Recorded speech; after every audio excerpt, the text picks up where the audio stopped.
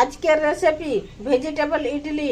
চালটাকে পিষে নিয়ে আর রাত ভর রেখে দিয়েছি। এরপরে ভেজিটেবল ইডলি বানার জন্য এর মধ্যে আমি ভেজিটেবলগুলো দিয়ে দিচ্ছি। টমাটোর, শিমলা মরিচ, বিট, বাঁধাকপি সব কুচি করে, পেঁয়াজ, কাঁচা লঙ্কা, কড়ি পাতা, পুদিনা পাতা, আদা পাউডার, পরিমাণ মতো নুন, একটু বেকিং পাউডার, একটা ইনো দিয়ে আর মিক্স করে, আর এটাতে একটু জল দিয়ে আর একটু ব্যাটারটা মিডিয়াম সাইজের করে নিই। এই যে ব্যাটারটা এইভাবে তৈরি হয়েছে, হাত দিয়ে ভালো করে মিক্স করে নিব। এরপর ইডলি মেকারে দিয়ে নিয়ে ইডলি বানাই নিব।